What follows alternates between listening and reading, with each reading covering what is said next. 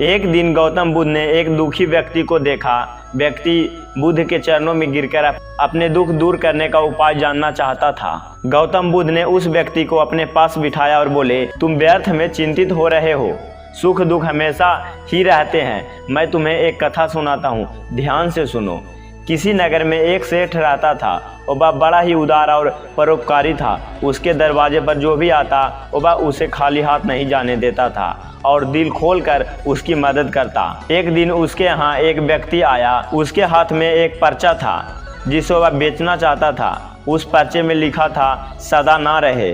इस पर्चे को कौन खरीदता? लेकिन सेठ इसे तत्काल खरीद लिया और अपनी पगड़ी की एक छोर में बांध लिया। नगर के कुछ लोग सेठ से ईर्ष्या करते रहते। उन्होंने एक राजा के पास जाकर और उसकी शिकायत की, जिससे राजा ने सेठ को पकड़वा कर जेल में डाल दिया। जेल में काफ़ी दिन निकल गए। सेठ दुखी था कि क्या करे, उसे कुछ समझ में नहीं आ रहा था। एक दिन अकस्मात सेठ का हाथ पगड़ी की गांठ पर पड़ गया। उसने गांठ खोलकर पर्चा निकाला और उसे पढ़ा तो पढ़ते ही उसकी आंखें खुल गई।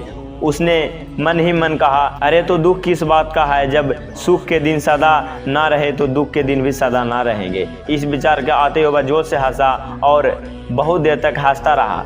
जब चौकीदार ने उसकी हंसी सुनी तो उसे लगा कि सेठ दुख के मारे पागल हो गया है। उसने राजा को खबर की राजा आया और उसने सेठ से पूछा, क्या बात है?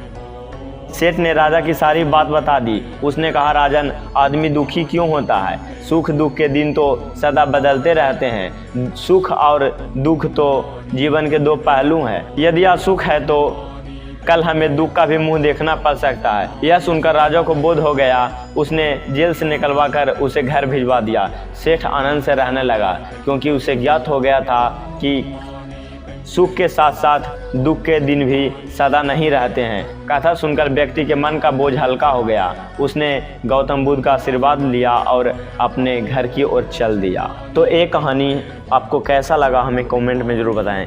इसी तरह की कहानियों के लिए हमारे चैनल को सब्सक्राइब करें।